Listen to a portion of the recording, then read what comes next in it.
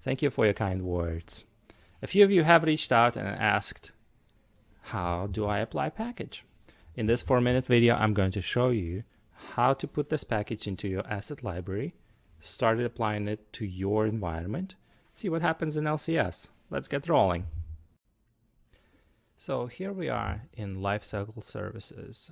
Then we go to Shared Asset Library, Software Deployable Packages, and click the plus to create a new one. And we give it a name and a description, something that you can remember later. I give it different names because the packages are platform update specific. So if you have a package other than PU31, please use a different link, and I'll put out the one for 34, 33 in the future.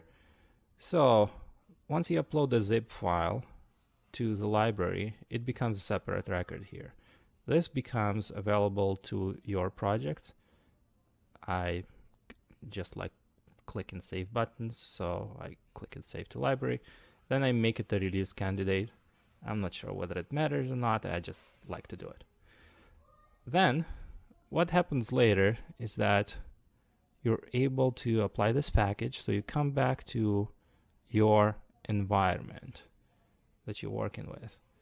And in this case, that's my PU31 environment. In there, you click the maintain and apply updates. Only the things from your shared library appear there. So select the one that you've just created and click apply. It will give you a warning message in case there is an incompatibility. It will warn you of that too. Then what happens is the waiting game. You will see that LCS starts to queue this package, and in reality this package contains way more than just a piece of code, and it needs to be applied appropriately. So there, a refresh button is your friend. From my experience, this process takes around 15 minutes, so you could just initiate it and go have a cup of coffee with a croissant. And then I just keep refreshing this page for no reason. Oh, well, I know the reason. So I keep refreshing it, and you see that nothing happens. Well, something happens. The system starts to say, hey, it's servicing, and you see a progress bar appearing. So there are some steps that are happening right now. So of course the machine needs to be backed up because we're applying critical packages, and that needs to be done in a nice way. What you'll see is then there are more steps completed. You can always download the log if you're curious to see what's going on in the system. And I did. If it starts working properly, if it works properly, it just is giving you overview of what exactly is it doing in there.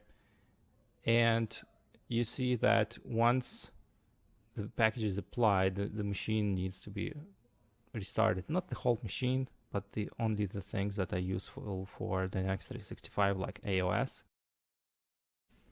Thank you for watching. If you find this video useful, please consider subscribing to learn new stuff about Dynamics 365 for Finance and Operations Enterprise Edition, also known as AX, and Dynamics 365 for Supply Chain.